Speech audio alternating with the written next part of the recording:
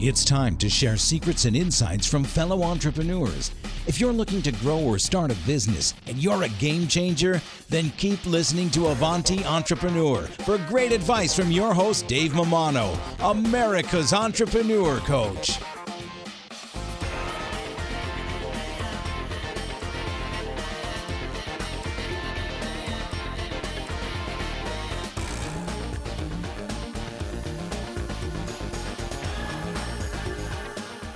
Hey, Avanti Tribe, Dave Mammano here. Just want to thank our sponsor, Paychex. You know, Paychex, they make it simple for businesses of all sizes to pay and manage their team. They make payroll easy with employee pay options, including direct deposit, checks, pay cards, and so much more. Founded over 4 decades ago to relieve the complexity of running a business so that the owners can focus on what matters most.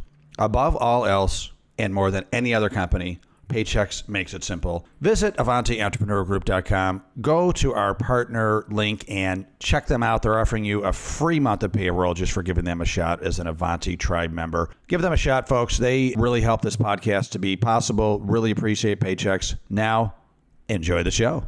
Hello and welcome to the Avanti Entrepreneur Podcast. I am Dave Mammano, your host, and we are here to help achievers and business owners and leaders move forward so that they can reach their potential. I do this by interviewing great, really cool rock star business owners, leaders, etc. Today, I have on the show a great guest, JP Moery. JP, welcome to the show. Dave, thanks for having me. Salute what you're doing. Love your content. So thanks for having me. Absolutely, absolutely. So JP Moery's career within the association space has spanned more than 25 years, and he is a trusted resource for the nation's leading organizations. He launched the Moery Company in 2010 and has become a sought-after leader, speaker, and advisor to the association profession. JP helps nonprofits navigate today's industry challenges by facilitating strategic meetings, association roundtables, and organizational retreats throughout the year. He also conducts complimentary monthly webinars on growth strategies for leaders in the association community. He has published a number of ebooks, white papers, and industry articles, and is currently writing a book on the critical need for association hustle in an era when mega shifts are ahead for the whole profession as a whole. Previously, JP served as the Senior Vice President at the U.S. Chamber of Commerce, where he oversaw the Association Committee of 100, the prestigious network of association CEOs. He proceeded to expand upon his expertise in communications as Executive Vice President, Association Relations for the digital marketing company SmartBrief. Hailing from Hennessy, Oklahoma, JP is a graduate of the University of Oklahoma. An avid sports fan, JP volunteered as a softball coach for nearly a decade and was recognized as a champion of character by Fairfax County, Virginia, for his leadership in youth athletics. He and his wife, Diane, and his daughters, Grace and Katie Jo, live in Alexandria, Virginia. JP, again, welcome to the show. What a great bio. Very interesting. Well, it's different than everyone else's, right? It's unique. Well, and I like it because you have a niche. You have a huge niche. Anybody that knows me and listens to my podcast says that I'm always touting the benefits of the 80-20 rule, right? That you look at 20% and it makes up 80% of your revenue. And the step before that is to find out, who are those customers? Who is your client avatar, your client persona? And how can you super niche those people? Because a lot of entrepreneurs, they're yes men, they're yes women. They try to be everything to everybody and they become nothing to nobody, right? And right. It's like you are the association guy. If somebody wants to grow their association, a nonprofit, they're going to think of you. Yeah, so what we've been able to do is if you think about associations, and I'll just describe them really fast, some of the folks that we work with include not only the U.S. Chamber of Commerce, but the National Association of Manufacturers, the National Restaurant Association, groups like that. So, and if not only do we work exclusively with associations, but we're specific within that space. So what we particularly do is we sell membership, sponsorships, ads, and exhibits for those organizations. And so not only are we really focused, and that's been so helpful, not only are we really focused on the association space, which Washington, D.C. happens to be the market for associations, but we also even get more granular in that we're all about helping them grow their revenues. So that's enabled us to learn, I don't know, a lot about associations, but maybe also learn a lot about business growth as well, Dave. Well, I love the niche, and I think the timing is perfect because I like what you said, that there's a critical need for them to get association hustle, right? The times have changed, and yeah, they're nonprofit. Okay, what does that really mean? Well, they just can't show profit, right? I mean, at the end of the day, they need to make money. They need to pay the bills. They need to create enough money to serve their mission, right? So, in many respects, they have to be extremely entrepreneurial in order to grow their nonprofit organization. Yeah, I mean, you're absolutely right. We look at that nonprofit status that those organizations maintain as simply a tax status, not a business model, Yeah, right? And true. in fact, I believe strongly that one of the best ways to measure the success of an organization and their ability to fulfill their mission, as you mentioned, was, are people interested in what they're doing?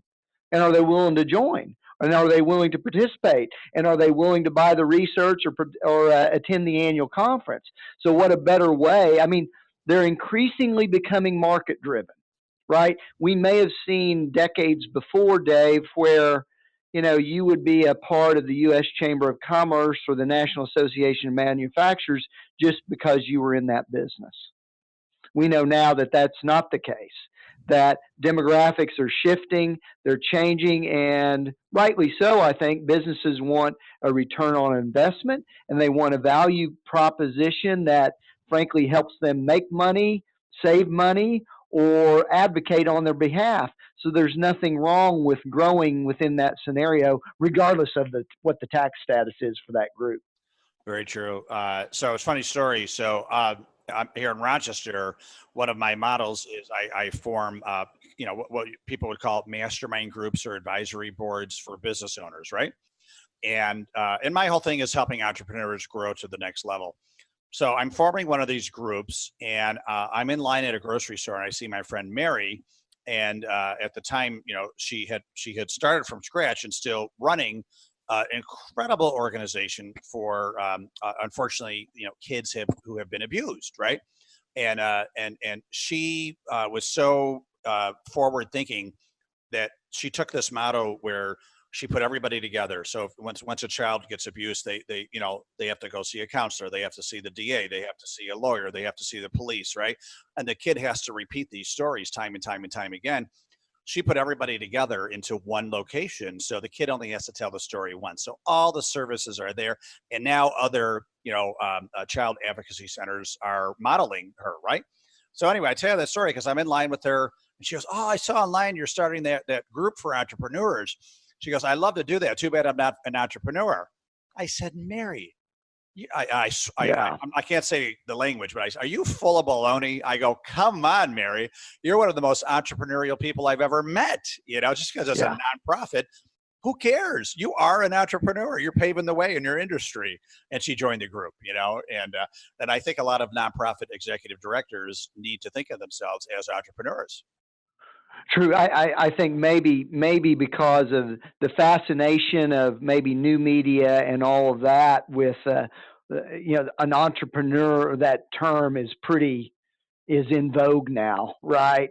So maybe people say just because I wouldn't end up being on the cover of Inc. magazine, that means I'm not an entrepreneur. Where, like you said, I see entrepreneurial activity and spirit in associations all the time. Yep, absolutely. So tell me about your journey. How did you get this idea? So you left the Chamber of Commerce and wanted to go on your own, obviously. What inspired you to get in this specific niche? Yeah. So what was starting to happen was, as I kind of alluded to earlier, is we started to see even when I was at the chamber, where companies were no longer joining their association just out of obligation or out of commitment to a profession or whatever it might be.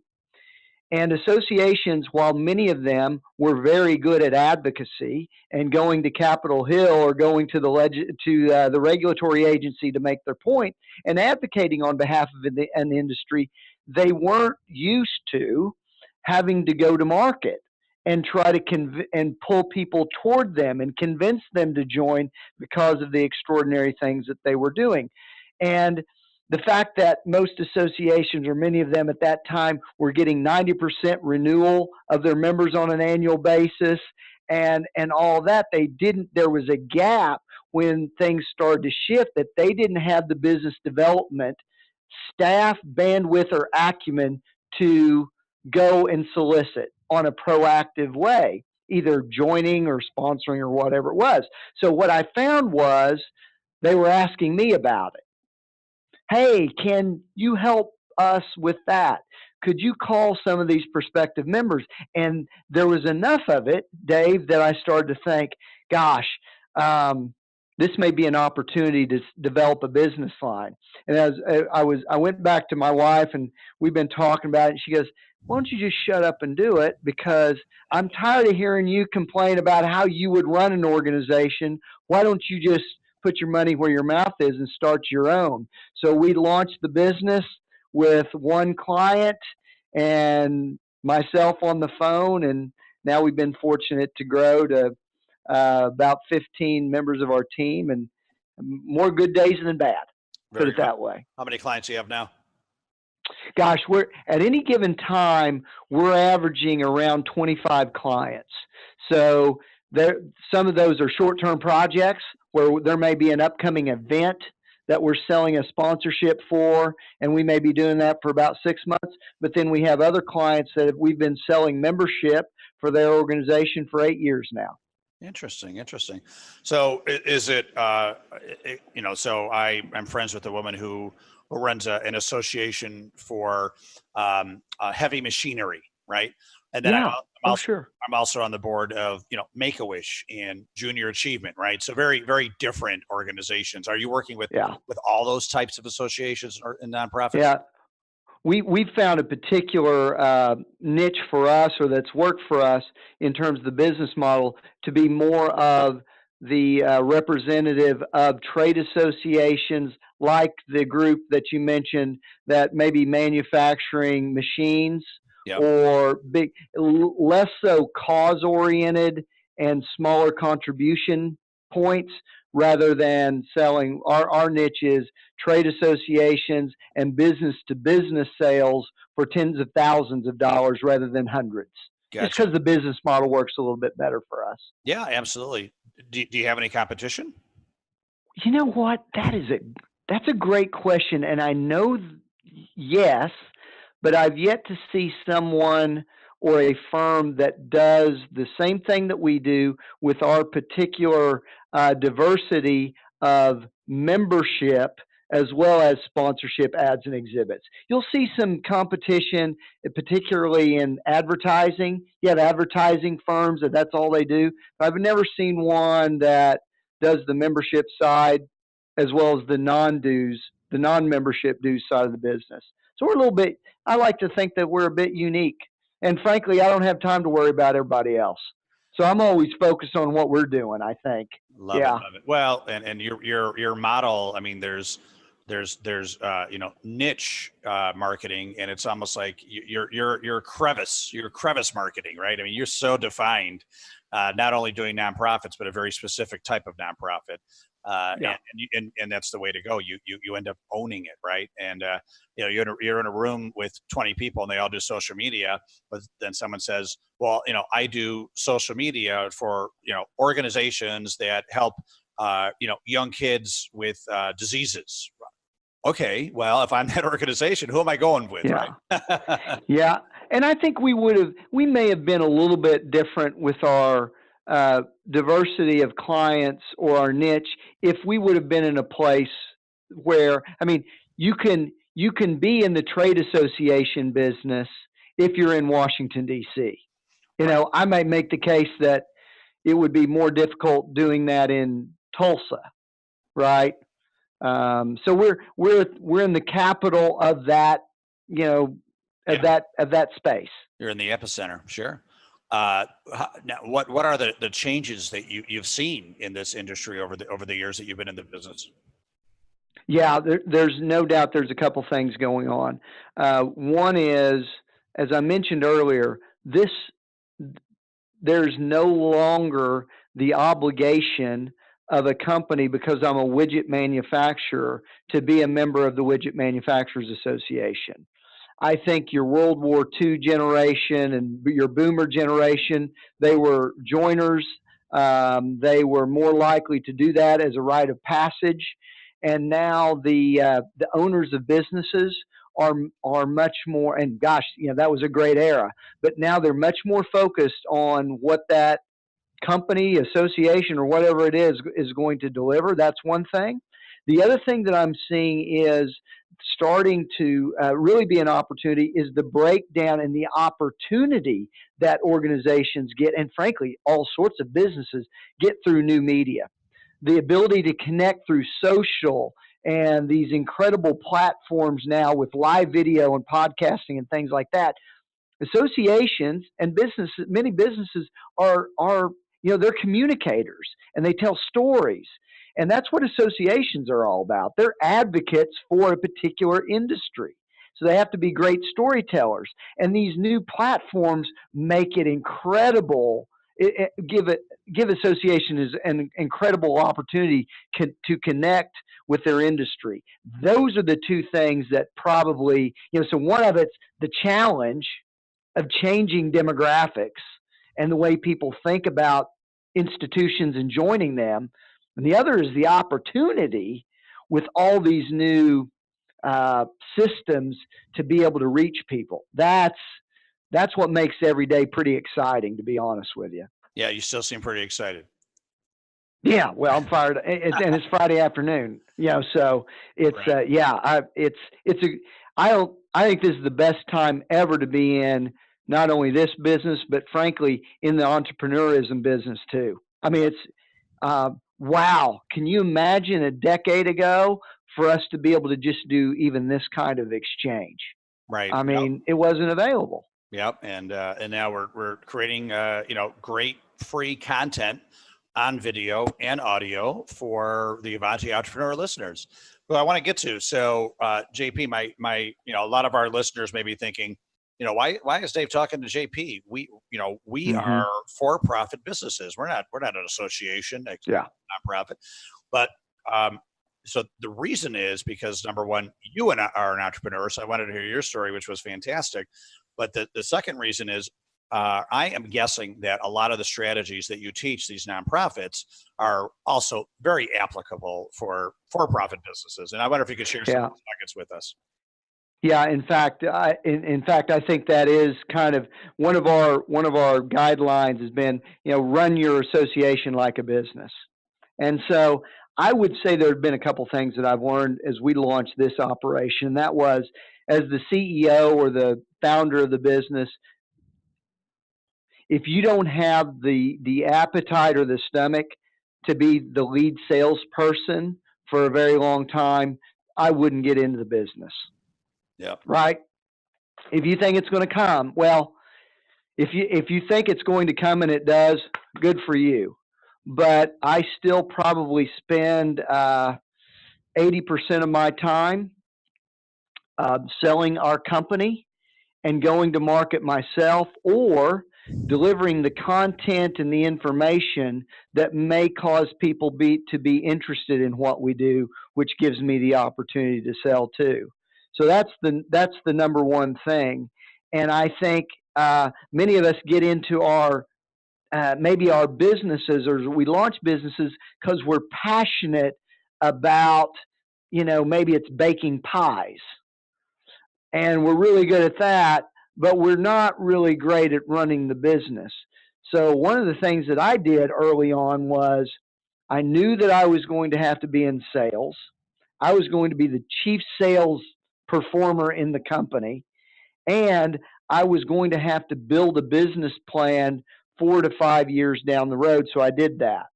And I knew early on the chief marketing officer, the accounting department, the communication shop. I was going to have to do all of those things. And then as we grew, I could hire them, one at a time. But I knew early on that if there wasn't anybody bringing in the cash, we weren't going to make the dash. And that's one thing. The other thing, Dave, I would say this. Get a lot of calls. You probably do too, about people that are thinking about doing it, right? They're thinking about it. Or you could have some of your viewers and listeners today thinking, gosh, I've been interested in maybe launching my own shop. So be ready to sell. And the other thing that I'm a big fan of, the story of burning the bridges burn the boats, right? Because we're not going back.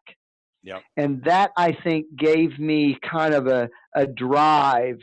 So I launched this business with the full intent of this is the last play. I'm not going back to the chamber. I'm not going back to the association game, right? I'm not doing it halfway. I'm all in, and I'm burning the boats behind me. Well, and burning the boats, and then Julius Caesar crossed the Rubicon, right? You can't go back. Yeah, but I think, right, that's a mindset. I think that's, for me anyway, Dave, that was essential to the mindset that I needed to move forward. Because if I would only been half into it, I could, we had a good track record, so I could always go back and work for an association. But I made the decision that I'm putting a stake in the ground, and this is where we're going, and this is where we're going to stay. So, started the company in 2010, and you talked about, hey, picking up the phone, chief sales guy, got one client, popped the champagne. Hey, this might work, right? When did you feel as an entrepreneur and a business owner that wow, I'm gonna make it? I the flywheel is turning, and I see this business model working. I don't know if I have that feeling yet, to be honest with you. Well, no, I tell you. So this was this was an interesting. This was when you think you got it figured out, that's dangerous. Right. That's a problem. If you think you do, then I could almost guarantee you that you don't. But I'll tell you what did happen. When we started to scale the business and we started to make money when I wasn't bringing it in. So in other words, the way we deploy is I've got, half a dozen people in the field that are selling for our clients. I was gone on vacation, or I was in an IndyCar race or something, and money was coming in and we were making sales when I wasn't doing it. That's when I started to feel like we were beginning to scale the business and could succeed on, days that I didn't have it, to be honest.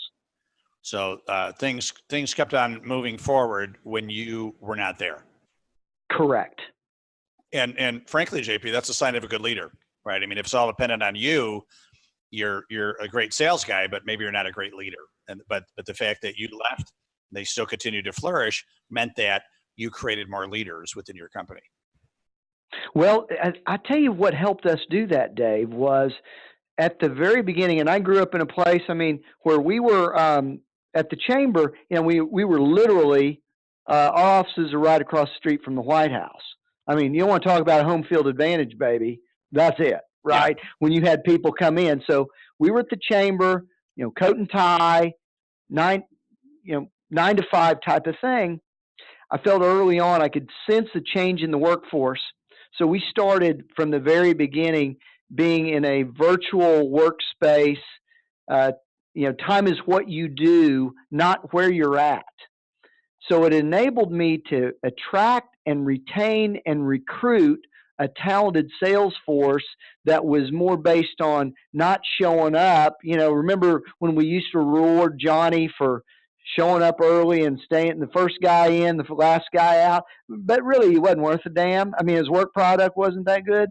What enabled us to do is really be focused on, are you delivering? Are you servicing the client? And that, I think, enabled us to scale faster, is that it was, you don't have to come into the shop, but man, you got to get the job done. Yeah. Reward on results, not hours, right? Totally right. Yeah. And these, the younger generation, millennials, whatever you want to call them, that's the way to work with them. They don't want to do 8 to 5, right? Sometimes they want to do, 11 and then take a break and come back, and they might still be doing work at 10 p.m. Right? Yeah, absolutely. And not only does it help you attract that millennial, but here's the other thing that I learned is we've got a great combination. I've got some millennials. I love to hire athletes. Got a couple D1 athletes that work for us. We've got a young lady. She's fantastic. She was a water polo goalie in the Pac-12. She played in the national championship game.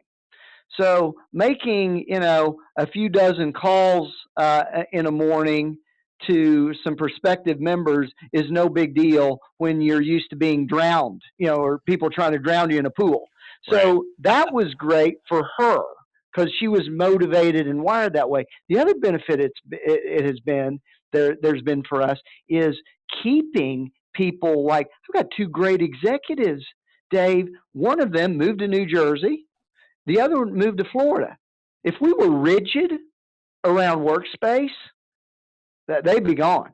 I mean, I wouldn't be able to keep them probably, but they were already used to a different kind of work style and workflow, and it's helped our company big time. That's great. So you don't care where they are as long as they're achieving the goals and objectives and results that you need for the company to succeed.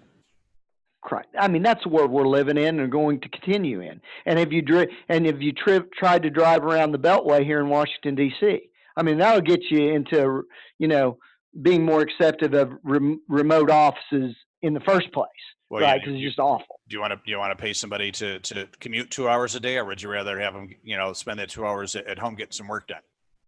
Roger that. Yep, excellent. So JP, where is your business in the nonprofit industry going in the next 5 or 10 years? What's your prediction? Yeah, I think world domination is the goal, obviously, but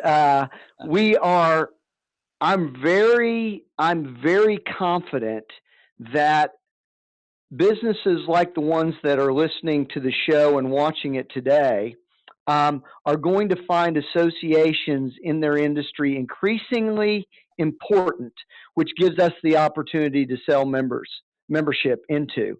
So I think there's going to be rapid growth, and here's why. Especially, and this is not a political statement, but you see, take advantage of, take an example of tariffs and new regulations, and just in a moment's notice, a Twitter from the chief executive of the United States, the president of the United States, can change an industry in a moment's notice. How are you going to know how to navigate that without the experts of your industry association? So I think that's one. So I'm big time robust on the growth of that association industry. The other thing is that's unique to the associations. We're almost in some ways the original social network, right? We pulled together like-minded people, just like your roundtables that you're hosting. You're pulling together people and having them talk about best practices and things that they have in common with their business. Associations were some of the original conveners of that kind of dialogue. So those two things together, both the advocacy and the convening authority of associations, I think makes the possibility of us doing well very, very likely if we continue to keep our values of entrepreneurship and collaboration and integrity in place. Excellent. So you said you have 15 employees. Are you still charging with sales? Is that still your main role? Yeah. So that's the problem, right? So I'll tell you about, I talk about, we learn about the things we do right. Gosh, I learn about the things I do wrong. I've hired the first person to sell for our company yesterday. Oh, wow. So you've been the only salesperson? Yeah, I've always been the only salesperson. And that has probably inhibited our growth some, to be honest with you. I don't know why it's probably part control. You build it and you want the messaging and the narrative about your value proposition to be the one that you started, but I can't scale myself, and so That's going to be an important thing for me to get that right, to train them and have them be a valuable asset. And I'm hopeful for it, but that's probably been that's been a personal and a leadership challenge for me, to be honest with you. It's funny you say that. I encourage you to read Vern Harnish's books. Vern Harnish is the founder of EO, Entrepreneurs Organization, and Scaling Up.